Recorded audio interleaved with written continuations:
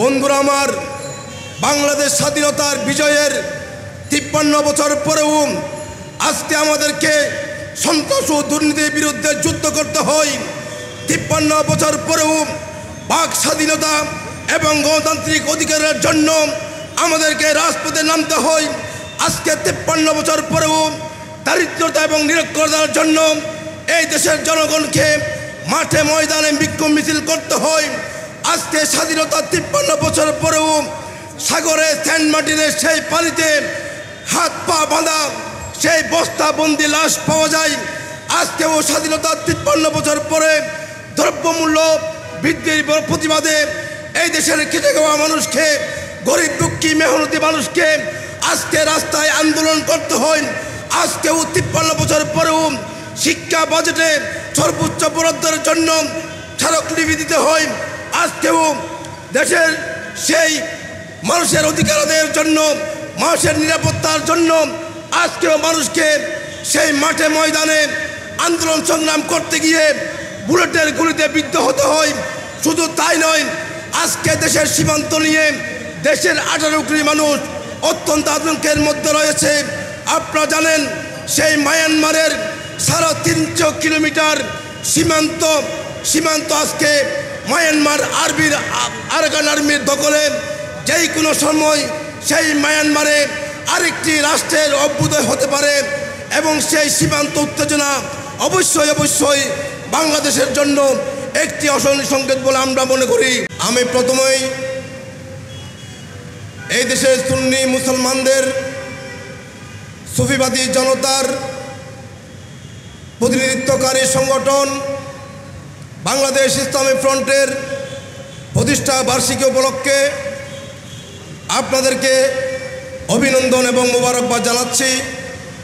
সাথে সাথে সর্বস্তরের জনগণকে বিজয়ের শুভেচ্ছা জানাচ্ছি। প্রিয় বন্ধুরা আমার, আপনারা জানেন বাংলাদেশ ইসলামী ফ্রন্ট এমন একটি রাজনৈতিক দল, যেই দলটি এই দেশের একজাক দেশপ্রেমিক সুফিবাদী আলেম ওলামা পীর মাশায়েখদেরকে, বুদ্ধিজীবী শিক্ষা নুরাগীদেরকে ঐক্যবদ্ধ করে ১৯৮০ সালের ২১ জানুয়ারি, ১৯৯০ সালের ২১ ডিসেম্বর আত্মপ্রকাশ ঘটেছিল। সেই ৯০ সালের ২১শে ডিসেম্বর জন্মলাভ করার পর থেকে এই গণতান্ত্রিক দলটি প্রত্যেকটি নির্বাচনে, জাতীয় নির্বাচনে অংশগ্রহণ করেছে। যখন যেই দল ক্ষমতায় ছিল সেই দলকে নিজেদের রাজনৈতিক অবস্থানে থেকে যতটুকু দেশ, জাতি, মাযহাব, মিল্লাতের জন্য যতটুকু সহযোগিতা করা দরকার ততটুকু করে গিয়েছে। ঠিক তারই ধারাবাহিকতায় গত ২০২৪ সালের এই সালের জানুয়ারিতে যে নির্বাচন হয়েছিল, সেই নির্বাচনেও বাংলাদেশ ইসলামী ফ্রন্ট অংশগ্রহণ করেছে। কিন্তু আমরা দেখলাম ৫ই আগস্টের পর একটি চক্র সুন্নি মুসলমানদের এই রাজনৈতিক দলকে ফ্যাসিস্টের একটি দোসর বলে চালিয়ে দিতে চেয়েছিল, কিন্তু আমরা তা হতে দেই নাই। সেই ৫ই আগস্টের পর থেকে প্রতিটি রাজনৈতিক কর্মসূচিতে, প্রতিটি রাজনৈতিক ইস্যুতে বাংলাদেশ ইসলামী ফ্রন্ট, যুবসেনা, ছাত্রসেনা তাদের কর্মসূচি নিয়ে, তাদের কার্যক্রম নিয়ে মাঠে ছিল। ইনশাল্লাহ আগামীতেও বর্তমান অন্তর্বর্তীকালীন সরকার আগামী জাতীয় নির্বাচনকে কেন্দ্র করে বাংলাদেশের সংবিধান সহ বিভিন্ন সেক্টরে যে সংস্কারের কাজ করে যাচ্ছে, বাংলাদেশ ইসলামী ফ্রন্ট ইতিমধ্যেই জাতীয় প্রেস ক্লাবে সংবাদ সম্মেলনের মাধ্যমে রাষ্ট্র সংস্কারের একটি চূড়ান্ত রূপরেখা অন্তর্বর্তীকালীন সরকারের উদ্দেশ্যে তাদের বরাবর দিয়েছে। বন্ধুরা আমার, আজকে আমরা চাই বর্তমান অন্তর্বর্তীকালীন সরকার বাংলাদেশের যেসব বিভাগে, যেসব সেক্টরে সংস্কার করে একটি জাতীয় নির্বাচনের রুটম্যাপ ওনারা ঘোষণা করার জন্য প্রস্তুতি নিচ্ছে।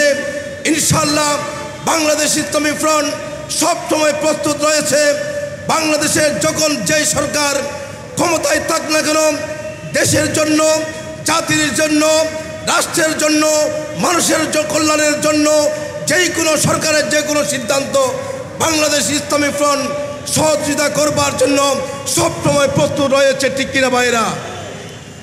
আজকে দুঃখ লাগে, বাংলাদেশের বিজয়ের 53 বছর আমরা পালন করতে যাচ্ছি। বন্ধুরা আমার, বাংলাদেশ স্বাধীনতার বিজয়ের 53 বছর পরেও আজকে আমাদেরকে সন্ত্রাস ও দুর্নীতির বিরুদ্ধে যুদ্ধ করতে হয়। 53 বছর পরেও বাক স্বাধীনতা এবং গণতান্ত্রিক অধিকারের জন্য আমাদেরকে রাজপথে নামতে হয়।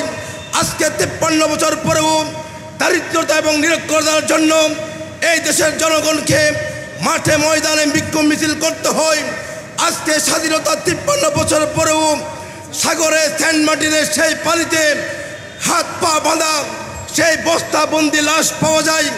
আজকেও স্বাধীনতা 53 বছর পরে দ্রব্যমূল্য বৃদ্ধির প্রতিবাদে এই দেশের খেটে খাওয়া মানুষকে, গরিব দুঃখী মেহনতি মানুষকে আজকে রাস্তায় আন্দোলন করতে হয়।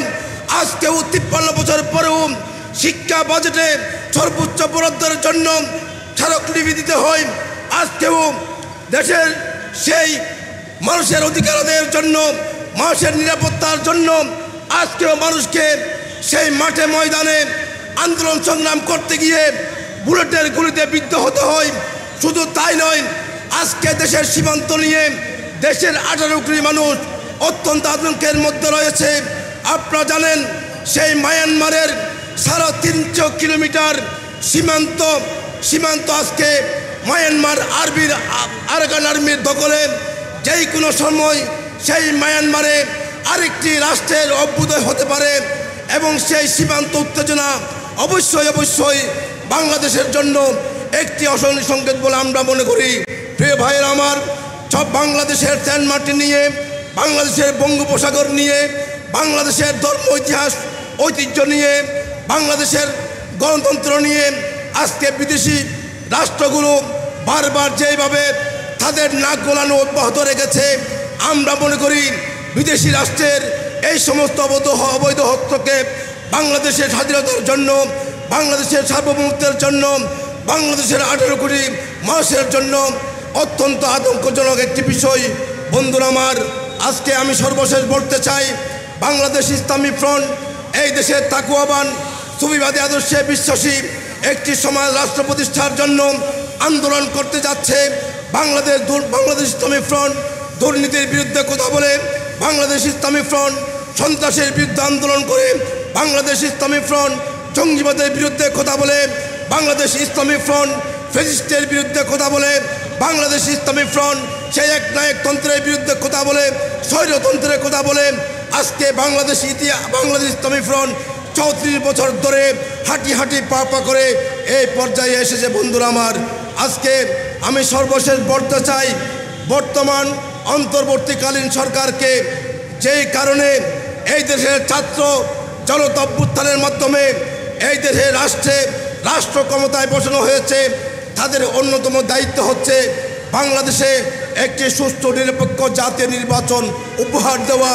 আমি সরকারের উদ্দেশ্যে বলতে চাই, দালাই ফলাই না করে, এই সময় বিভিন্ন অভিযোগ না তুলে অনতি বিলম্বে একটি নির্বাচিত সরকারের হাতে ক্ষমতা হস্তান্তরের জন্য একটি জাতীয় নির্বাচনের মূল রুটম্যাপ নির্দিষ্ট একটা তারিখ ঘোষণা করে আপনারা এই দেশের 18 কোটি মানুষকে সংশয় সন্দেহ থেকে আপনারা মুক্ত করবেন, এই আশাবাদ ব্যক্ত করে বাংলাদেশ ইসলামী ফ্রন্ট আগামী জাতীয় নির্বাচনকে কেন্দ্র করে রাজপথে যে সমস্ত কর্মসূচি দেবে, সেই কর্মসূচিগুলো বাস্তবায়ন করবার জন্য, আপনাদের রাজপথে থাকবার জন্য উদাত্ত আহ্বান জানিয়ে আমি আমার বক্তব্য শেষ করলাম।